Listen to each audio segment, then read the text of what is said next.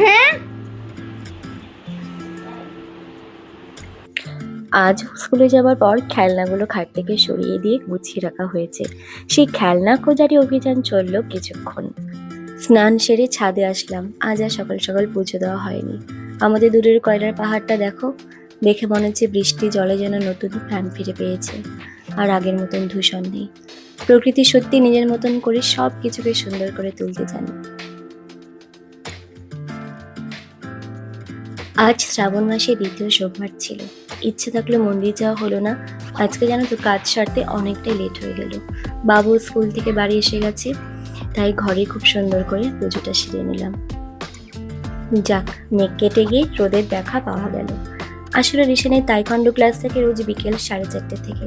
তাই বিকেল বেলাটা যদি বৃষ্টি নামে খুবই অসুবিধা হয় জানো তো। কারণ ওর বাবা অফিস চলে যায় আর আমাদের তো টোটো করে যেতে হয়। তাই ভাবি বৃষ্টি না নামলেই ভালো। আর আমার কোয়ার্টার থেকে ওর ক্লাসটা অনেকটাই দূরে। ডাইরেক্ট কোনো টোটো দিয়ে যেতে চায় না, দুটো টোটো চেঞ্জ করে তারপরে যেতে হয়।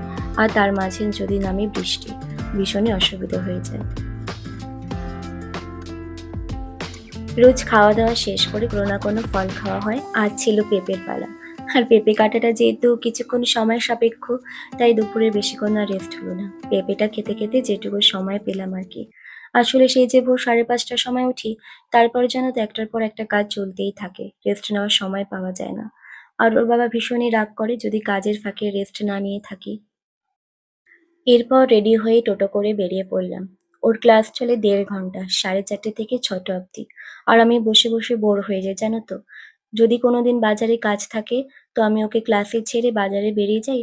আমার দরকারি জিনিসগুলো কেনাকাটা করে নিই। আমার টাইমটাও খুব সুন্দর করে কাটানো হয়ে যায়, আর ওর ক্লাসটাও কমপ্লিট হয়ে যায়। আর যেদিন বাজারে যাওয়ার থাকে না, এভাবে বসে বসে বোর হয়ে যাই। বাইরে বেরিয়ে দেখলাম ভালোই বৃষ্টি হয়ে গেছে, এখনো ঝিরিঝিরি পড়ছে। ভাগ্যিস আমরা আসার সময় বৃষ্টিটা হয়নি। ওই যে ওর বাবা নিতে এসে গেছে, আর কোনো চিন্তা নেই।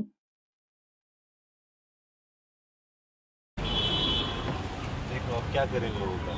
ফুচকা খাবো। গাড়ি নিয়ে ফুচকা খাওয়াতে পারবো না। ফুচকা খাবো। Cakes and Bakes. ফুচকা। Cakes and Bakes. Cakes and বেকসে তো যাবো, ফুচকাও খাবো। घर आ गई क्या तू? আমি আসবো না, নিতে আসবো না। কেকস অ্যান্ড বেকস এর মাফিনটা খুব ভালো করে, ও টিফিনের জন্য মাঝে মাঝে নিয়ে থাকি। আর ওদের আরেকটা নিজস্ব প্রোডাক্ট আছে সুজির ঠেকুয়া, ওটাও দারুণ বানায় জানো তো। তো আজকে এখানেই আমার গল্প শেষ। ফুচকা খেয়ে এবার বাড়ি যাওয়ার পালা।